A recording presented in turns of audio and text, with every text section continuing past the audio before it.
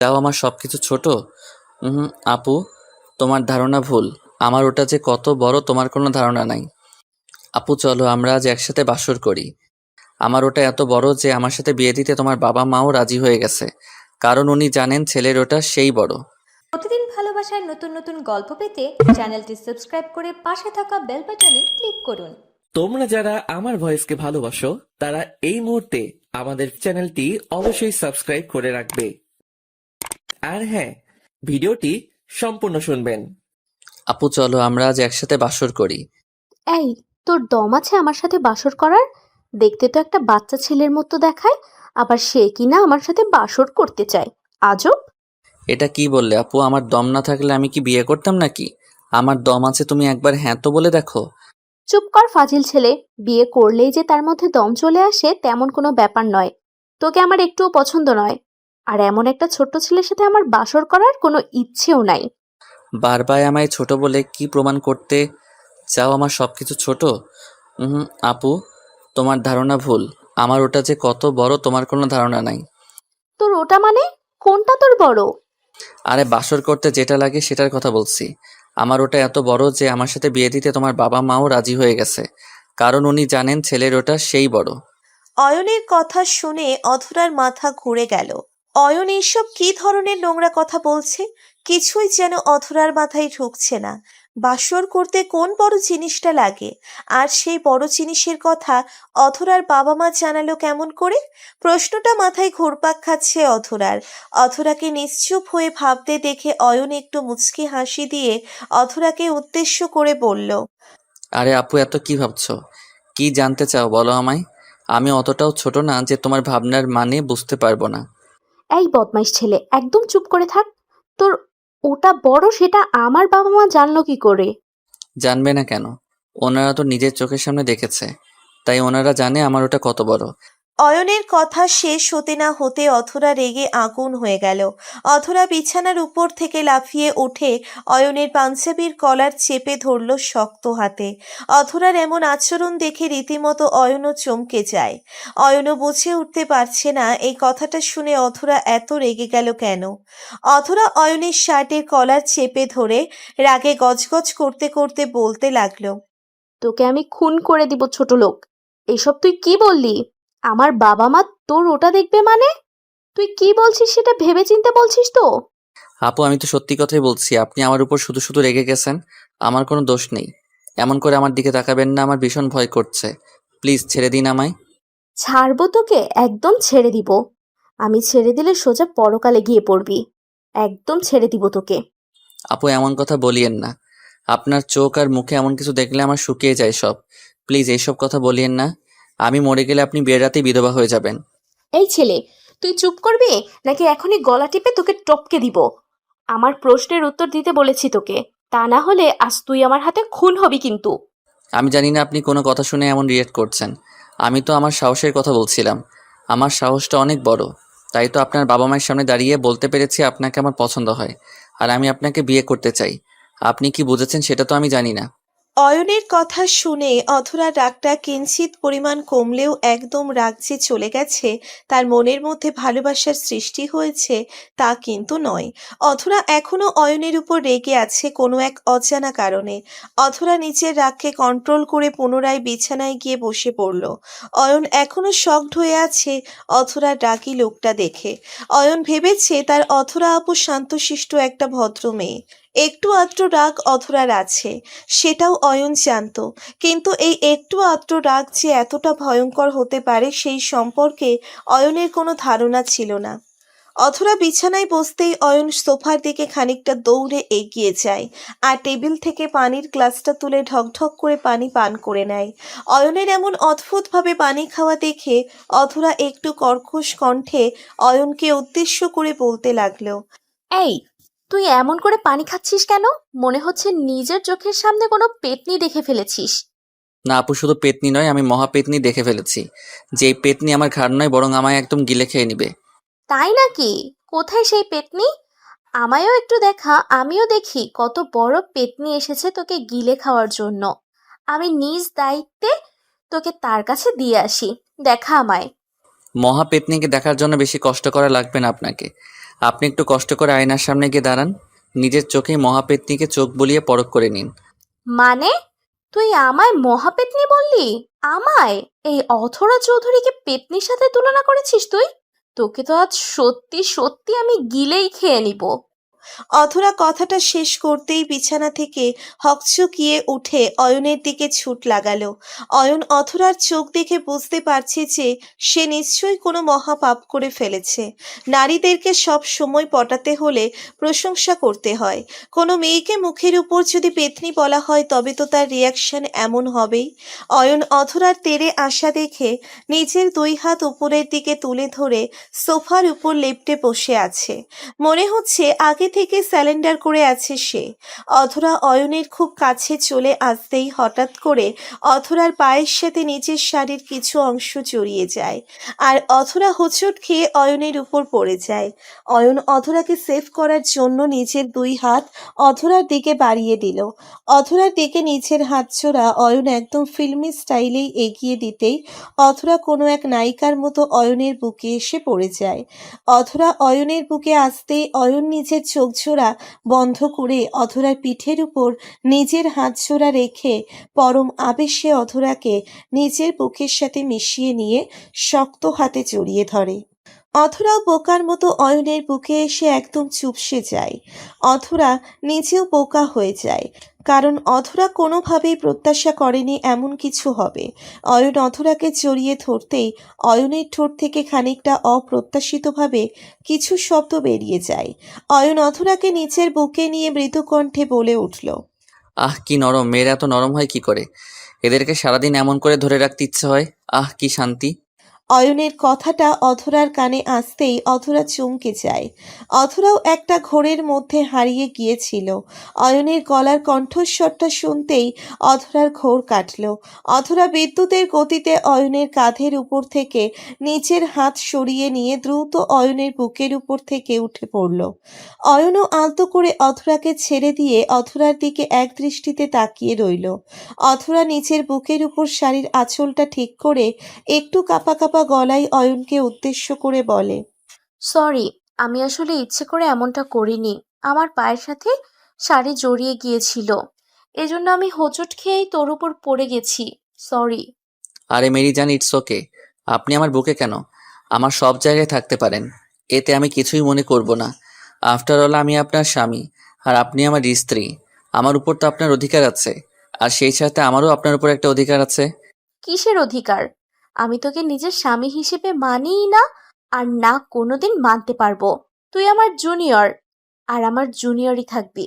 আরে আপনি তো দেখছি বড্ড বোকামে। বর্তমানে হাজার হাজার কাপল আছে যারা সিনিয়র জুনিয়র, তারা তো কি সুন্দর সংসার করছে।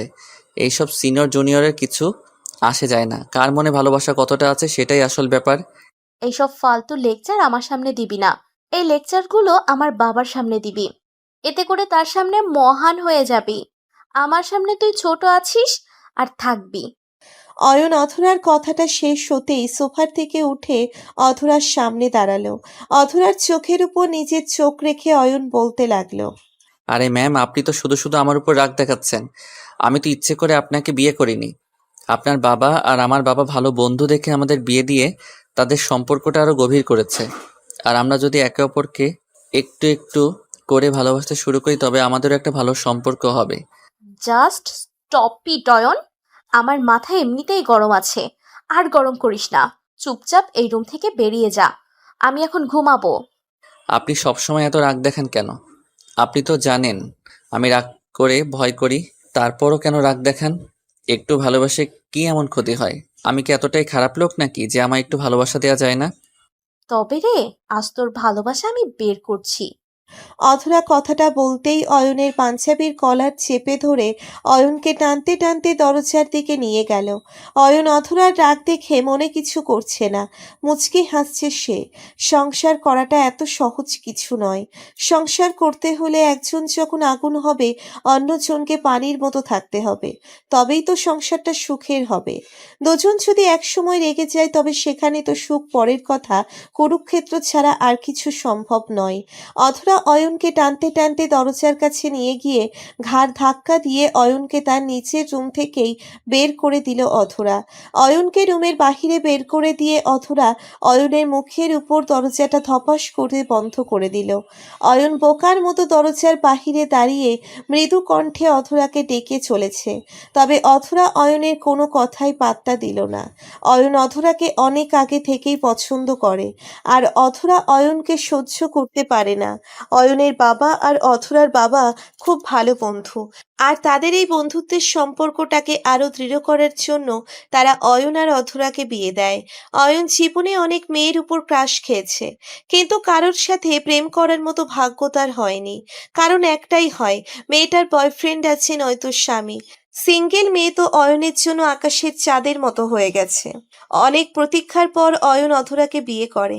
বিয়ের আগের দিন অয়ন মন প্রাণ সব দিয়ে প্রতিজ্ঞা করে যে সে তার স্ত্রীকে পাগলের মতো ভালোবাসা দিবে আর বন্ধুর মতো তার স্ত্রীর সাথে থাকবে। কিন্তু বাসর রাতের পর অয়নের সেই ধারণায়ও মরিচা পড়ল। অধরার ভালোবাসা পেতে হলে তাকে যে কঠিন থেকে কঠিনতর পরীক্ষা দিতে হবে, সেটা আর বলার অপেক্ষা রাখে না।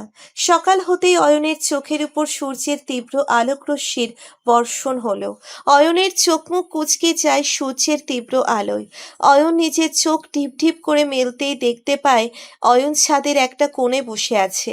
গতকাল রাতে অধরা যখন তাকে রুম থেকে বের করে দেয়, তখন অয়ন অনেক অনুরোধ করার পরেও দরজা খোলেনি। তাই খানিকটা বাধ্য হয়ে অয়নকে ছাদে এসে রাত কাটাতে হয়। অয়ন আশেপাশে ভালো করে চোখ বুলিয়ে নিয়ে দেখে নিল কেউ আছে কিনা। যদিও অয়নের বাড়িতে এমন কেউ নেই যে এত ভোরে ছাদে আসবে, তবুও অয়ন সাবধান হয়ে নিল।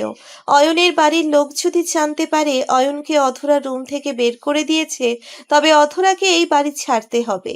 সেটা অয়ন চায় না। অয়ন ছাদ থেকে নেমে সোজা নিচের রুমের সামনে চলে এলো। রুমের সামনে এসে অয়ন দরজায় নক করলো, তবে ভিতর থেকে কোনো শব্দ আসলো না। অয়ন ভাবছে অধরা হয়তো এখনো ঘুমিয়ে আছে। অয়ন আর অধরার ঘুম ভাঙার অপেক্ষা করলো না। অয়ন গার্ডেনে চলে আসে একটা শরীর চর্চা করার জন্য। প্রত্যেক দিন সকালে শরীর চর্চা করার শখ আছে অয়নের। অয়ন ঘন্টাখানেক শরীর চর্চা করে নিজের রুমে ফিরে এলো। এর মধ্যেই অধরাও ঘুম থেকে উঠে পড়েছে। অয়ন রুমে এসে অধরাকে দেখলো একদম ফ্রেশ হয়ে বসে আছে। অয়ন অধরার দিকে তাকিয়ে মুচকি হাসি দিয়ে বলল, সুপ্রভাত জনাবা মহারানী, আপনার নিদ্রা কেমন হয়েছে? নিদ্রা তো ভালোই হয়েছে, তবে তোকে দেখার পর মুডটাই নষ্ট হয়ে গেছে। Wow, nice jokes. By the way, আমি একটু ফ্রেশ হয়ে আসি, তারপর আবারও আপনার মাথা গরম করব। যত সব বিরক্তিকর লোক। অয়ন অধরার কথায় কিছু মনে করলো না। সোজা ফ্রেশ হতে চলে যায় সে। ফ্রেশ হয়ে এসে অয়ন রুমে ফিরতেই দেখতে পায় অধরা রুমে নেই। অয়ন অধরাকে রুমে না দেখতে পেয়ে নিচে চলে আসলো। নিচে আসতেই অয়ন দেখতে পায় অধরা নাস্তা করছে। অয়ন সিঁড়ি দিয়ে নেমে খাবার টেবিলের দিকে এগিয়ে গিয়ে অধরার পাশে বসলো। অয়ন অধরার পাশে বসতেই অধরা খাওয়া বন্ধ করে দুম করে বসা থেকে উঠে পড়ল। অয়ন অধরার এই ব্যবহারে একটু অবাক হয়ে যায়। অধরার মাও এই ব্যাপারটা লক্ষ্য করে অধরাকে উদ্দেশ্য করে বলে উঠল, এ কি অধরা, তুমি খাওয়া ছেড়ে উঠে পড়লে যে? বসো, খাবারটা খেয়ে তারপর উঠবে। না আন্টি, আসলে আমি সবার সাথে বসে খাবার খেতে পারি না। আমার খাওয়া হয়ে গেছে, আমি উঠছি। মানে, সবার সাথে বসে খাবার খেতে পারো না? এই কথার মানেটা আমি বুঝতে পারলাম না। কাকে উদ্দেশ্য করে কথাটা বলেছো? নিজের মায়ের কথাটা শেষ হতেই অয়ন একটু হেসে নিজের মাকে উদ্দেশ্য করে বলতে লাগলো, আরে মা, তুমিও না সব কথা নিয়ে তর্ক শুরু করে দাও। অধরাকে ওর মতো একটু থাকতে দাও। তুমি বরং আমায় খাবার দাও, আমার খুব ক্ষুধা লেগেছে। কি জানি বাবু, আজকালকার ছেলে মেয়ের মতিমতলব বোঝা দেয়। কখন কি বলবে আর কখন কি করবে সেটা আমাদের মতো মানুষেরা বুঝে উঠতে পারবে না। অধরা টেবিল থেকে উঠে হন হন করে উপরে চলে যায়। অয়ন মুচকি হেসে খাবার খেতে লাগলো। অধরার এমন আচরণটা একটু বেশি হয়ে গেছে। অয়ন চেয়েছে অধরার সাথে একটু একটু করে মানিয়ে নিতে, তবে অধরা পরিবারের সবার সামনে যদি এমন রিয়্যাক্ট করে তবে তো সেটা বিপরীত হয়ে যাবে। অয়ন চুপচাপ খাবার শেষ করে নিজের রুমে চলে যায়।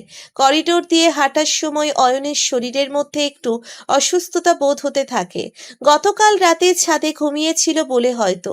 অয়ন আবার একটু বেশি ঠান্ডা বা একটু বেশি গরম সহ্য করতে পারে না। জ্বর চলে আসে অয়নের। অয়ন করিডোর দিয়ে রুমের দিকে এগিয়ে যেতেই হঠাৎ করে অয়নের কানে ভেসে আসতে লাগলো অধরার কণ্ঠস্বর। অধরা হয়তো ফোনে কারোর সাথে কথা বলছে। অয়ন দরজার ওপারে দাঁড়িয়ে অধরার কথা শোনার চেষ্টা করছে। অধরা ফোনের মধ্যে কাউকে উদ্দেশ্য করে বলছে। আরে তুই কি পাগল? আমি ওর মতো একটা ছেলেকে কখনো নিজের স্বামীর জায়গা দিতে পারবো না। ওর মতো ছোট লোক আমার পায়ের নিচে থাকারও যোগ্যতা রাখে না। আর তুমি বলছো ওর সাথে আমার কেমনে কি? শোনো, আমি এই পরিস্থিতিতে থেকে পাগল হয়ে যাচ্ছি। বিকেলে মিট করে সব বলবো, ওকে? এখন রাখছি, বাই। অধরা কথা শেষ করে ফোনটা কাট করলো। অয়নের মনে একটা প্রশ্নের উদয় হয়েছে।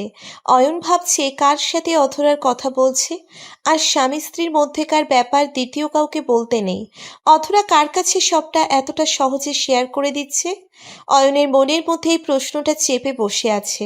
অয়ন রুমে ঢুকে নিজের বিছানার দিকে এগিয়ে যায়। বিছানায় এসে অয়ন শুয়ে পড়তেই অধরা অয়নকে উদ্দেশ্য করে বলতে লাগলো। আমি বিকেলে বাইরে যাব। আমি যাবার সময় বাড়ির কেউ যেন আমায় কিছু জিজ্ঞেস না করে। ও আচ্ছা, ঠিক আছে। কেউ কিছু জিজ্ঞেস করবে না। তবে আমায় বলতে হবে আপনি কোথায় যাবেন আর কখন ফিরবেন। অয়নের কথা শুনে অধরার ভীষণ রাগ হলো। অয়ন একটা জুনিয়র ছেলে হয়ে অধরার কাছে কৈফিয়ত চাইছে। এই কথাটা অধরার পছন্দ হলো না। অধরা মুখটা ভারী করে রাগী কণ্ঠে অয়নকে উদ্দেশ্য করে বলতে লাগলো। এই, তোর সাহস তো কম না? আমার থেকে কৈফিয়ত চাইছিস? তুই জানিস না আমি কে? আমার যা ইচ্ছা হবে আমি তাই করব। আমি কারোর কাছে কৈফিয়ত দিতে বাধ্য না। হুম, হয়তো আপনি কৈফিয়ত দিতে বাধ্য না। তবে একটা কথা কোনোভাবেই ভুলবেন না যে আমি আপনার স্বামী। আর আপনার কিছু হয়ে গেলে সেই দায় আমার উপর এসে বর্তাবে। তাই আমার সব কিছু জানা আবশ্যক। তোর কাছে কৈফিয়ত দেওয়ার মতো প্রয়োজন বোধ আমি মনে করি না। আমি জাহান্নামে যাব না বেহেশতে যাব সেটা আমার একান্ত ব্যক্তিগত ব্যাপার। এই জায়গায় আমি কারোর কোনো কথা শুনতে চাই না। হুম, আপনি হয়তো অনেক কিছুই চাইছেন না, তাই বলে তো আর সবটা এড়িয়ে যেতে পারেন না। আপনি যদি আমার প্রশ্নের উত্তর না দেন তবে আমায় আপনার সাথে যেতে হবে। আর সেটা আপনার ইচ্ছাই হোক বা অনিচ্ছাই, আমার সাথে করে নিয়ে যেতেই হবে। তোর এত বড় সাহস, আমার মুখের ওপর কথা বলছিস? আজ তো তোকে আমি একদম শেষ করে ফেলবো। অধরা রাগে গজগজ করতে করতে অয়নের দিকে এগিয়ে যায়। অয়ন বিছানায় শুয়েই আছে। অধরা তেড়ে এসে অয়নের গলার উপর নিজের হাত রাখতেই একটু থমকে যায়। অয়নের চোখের দিকে তাকিয়ে অধরা দেখতে পায় চোখের কোণে খানিকটা নোনা জল জমেছে। অধরা বুঝতে পারল না অয়নের চোখ মুখ এমন ফুলে আছে কেন, কি হয়েছে তার। অধরা নিজের রাগটাকে হারিয়ে ফেলল। অয়নের কপালে হাত ছুঁয়ে দিয়ে অধরা বলতে লাগলো। এই, তোর শরীরটা এত গরম কেন? মনে হচ্ছে পুড়ে যাবে সব। কি হয়েছে তোর? তোর শরীর ঠিক আছে তো? সেটা জেনে আপনি কি করবেন? ছাড়ুন আমার কথা। আমি মরে গেলে আপনার সুবিধা হবে। দোয়া করেন যেন তাড়াতাড়ি মরে যাইতে পারি। চুপ কর, একদম বাজে কথা বলবি না। আর যদি এইসব কথা বলিস তো তোর মুখ আমি নিজেই বন্ধ করে দেব। এত জ্বর আসলো কেমন করে? সত্যি করে বল আমায়। আসলে গতকাল রাতে আমি ছাদে থাকার কারণে একটু ঠান্ডা লেগে গেছে। আর সেই থেকে এই জ্বর আর কি। ওসব কিছু না, পেরে যাবে। তুই আসলেই একটা খারাপ মানুষ। কাল রাতে আমার সাথে এমন না করলেই তো হতো। তুই নিজের জন্য আজ অসুস্থ হয়েছিস। তোর দোষ। এখন সাজা ভোগ কর। হুম।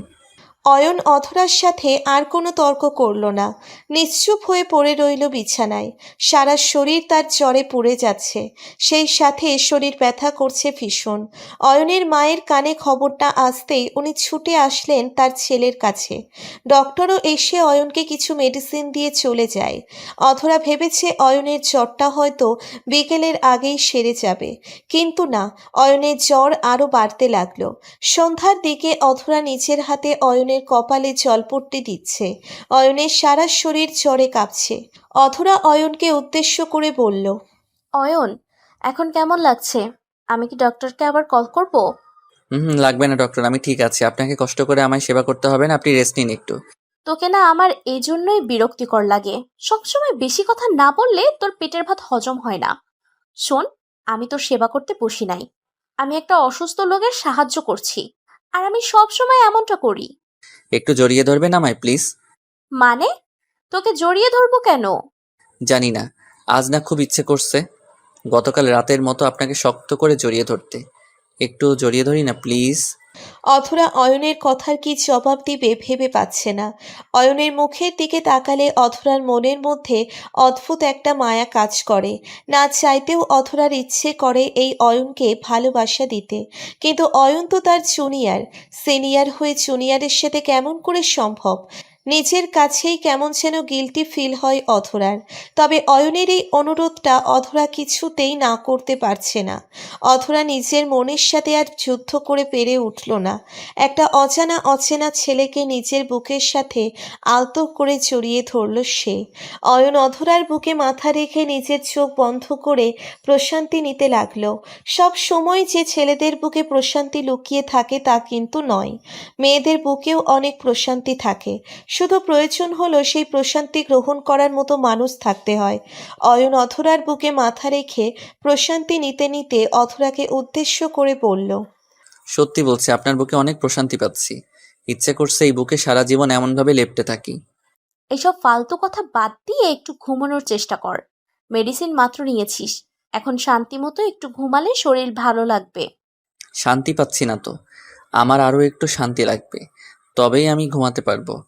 আরো একটু শান্তি লাগবে মানে? আর কোথায় শান্তি লাগবে? বুকে নেওয়ার পরেও তোর শান্তি লাগছে না? ফাইজলামি করিস আমার সাথে? হুম হুম, সত্যি বলছি। আরও শান্তি পাওয়া যায়, ওই শান্তিটা মিস করছি আমি। আমায় ওই শান্তিটা দিয়ে দিন, আমি একদম শান্ত ছেলের মতো ঘুমিয়ে যাব। উফ, এ কোন ঝামেলায় পড়লাম আমি খোদা! মানে না চাইতেও এই ঝামেলা আমার কাঁধে উঠে বসেছে, এখন আমায় জ্বালিয়ে শেষ করছে। আচ্ছা বল, কি করতে হবে আমায়? তুই যা বলবি তাই করব আমি। তবুও দয়া করে এই মুখটা বন্ধ রাখতে হবে তোকে। এইবার লাইনে আসছেন। আমার বেশি কিছু বলার নাই জানেন। শুধুমাত্র আপনি নিজের চোখ জোড়া বন্ধ করে রাখবেন। আমি যখন বলবো তখন আপনি চোখ খুলবেন। আগে যদি আপনি নিজের চোখ খুলে ফেলেন তো আমি আপনার ইচ্ছে মতো যা ইচ্ছে হয় করতে পারবো।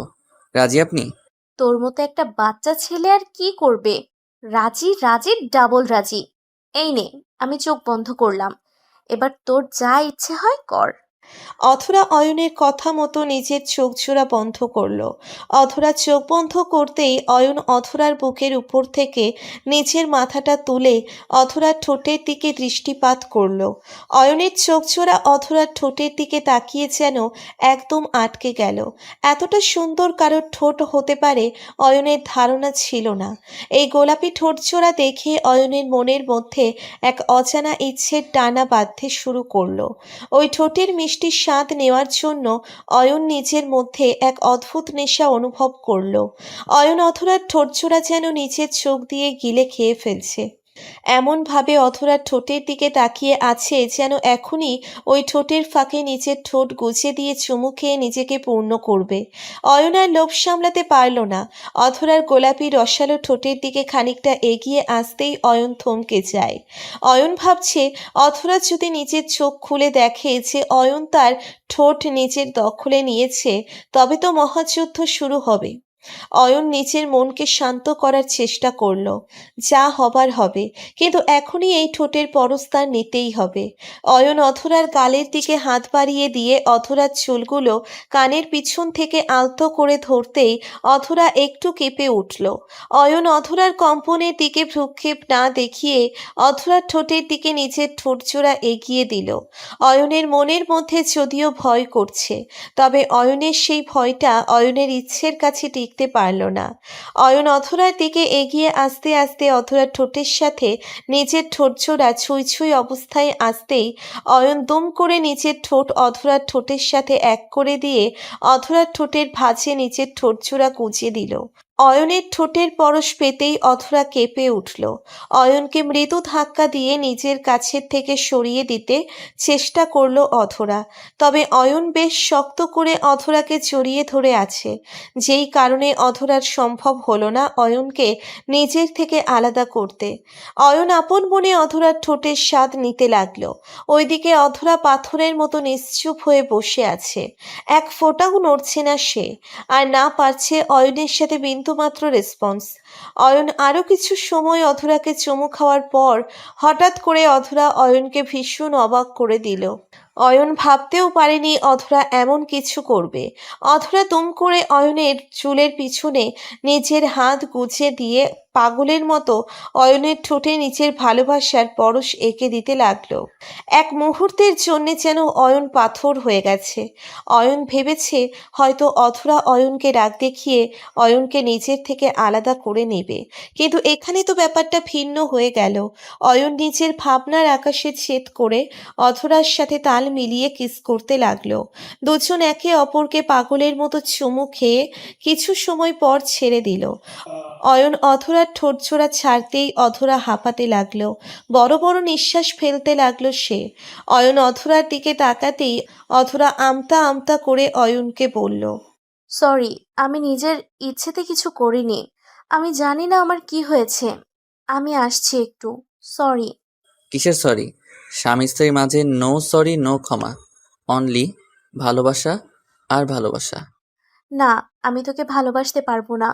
তুই আমার জুনিয়র, আমার সাথে তোর যায় না। আমি আসছি এখনই। অধরা কথাটা বলতেই অয়নের পাশ থেকে উঠে দাঁড়ালো। অয়ন আর অপেক্ষা করলো না।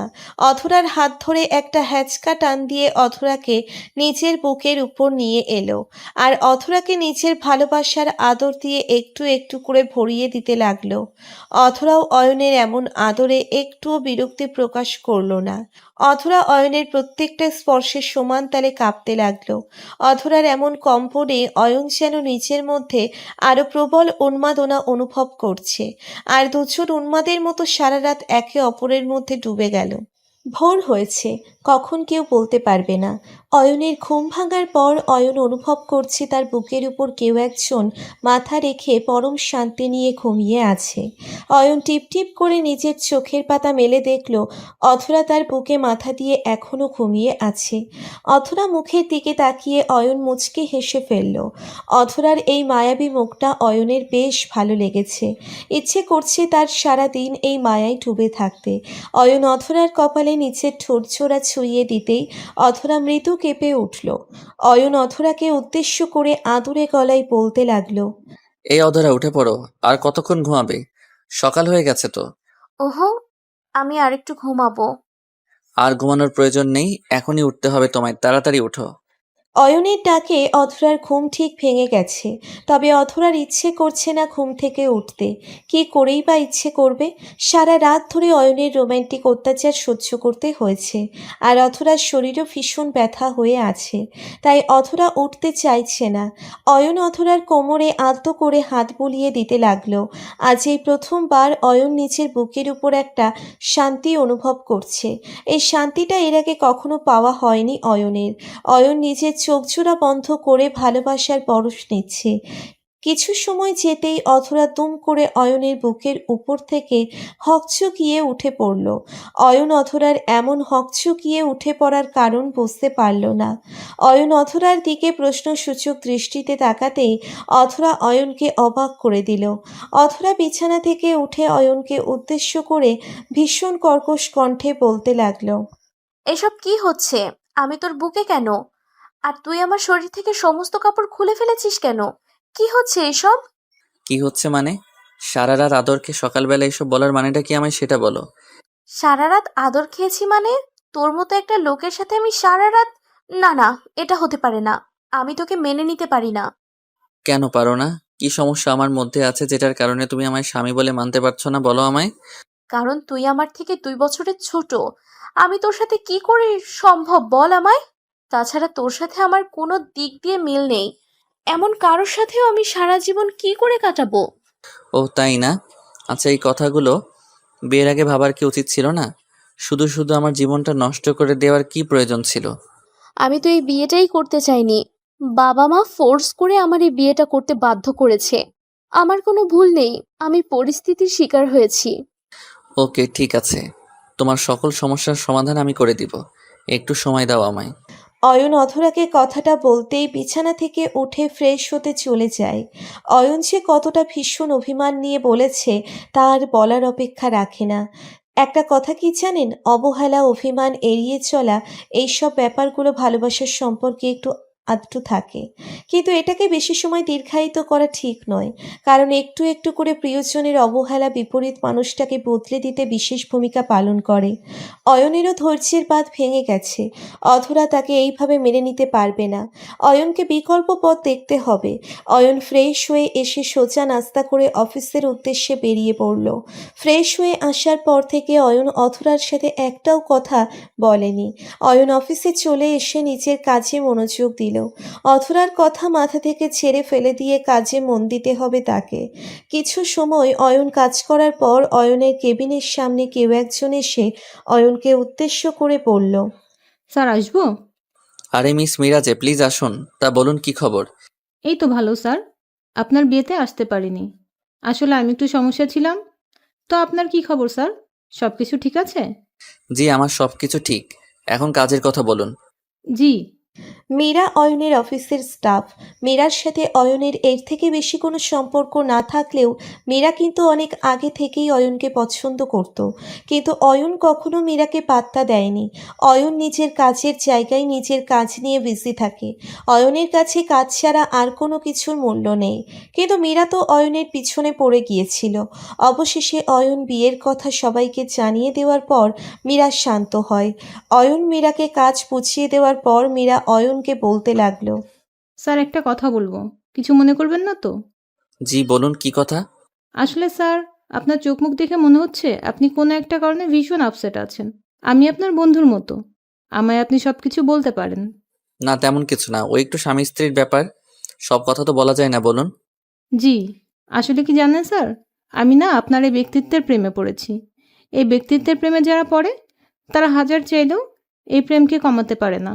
আপনার স্ত্রী সত্যি ভীষণ ভাগ্যবতী, তা না হলে আপনার মতো স্বামী কি আর পেত নাকি? উফ মীরা, আপনি কি শুরু করেছেন বলুন তো? কেউ যদি আমার প্রশংসা করে তবে আমার মনের মধ্যে একাধারে লাড্ডু ফুটতে থাকে আর তাকে ট্রিট দিতে ইচ্ছে করে। চলুন আজকে লাঞ্চ আমার সাথে করবেন আপনি, ওকে? ওকে স্যার, কিন্তু আমি কিছু বুঝতে পারলাম না, হঠাৎ করে ট্রিট? তাছাড়া আমি তো যা বলেছি তা একদম মন থেকে বলেছি। আপনি না একদম গোয়েন্দাদের মতো শুধু প্রশ্ন করেন। ট্রিট দিয়েছি মানে আমার ইচ্ছে হয়েছে তাই দিয়েছি, আর আপনাকে আসতে হবে মানে আসতেই হবে, আমি কোনো অজুহাত শুনতে চাই না, ব্যাস। ওকে স্যার, ঠিক আছে, আমি আসবো। এই তো গুড গার্ল। এখন একটু কাজ করে নেই কেমন? আপনি এখন আসতে পারেন। অয়নের কথার মানে মীরার কাছে একটু অব্যক্ত। মীরা বুঝতে পারছে না হঠাৎ করে অয়ন কেন তাকে ট্রিট দিল। আর অয়ন তো এর আগে কখনো মীরার সাথে এত ভালো করে কথাই বলেনি।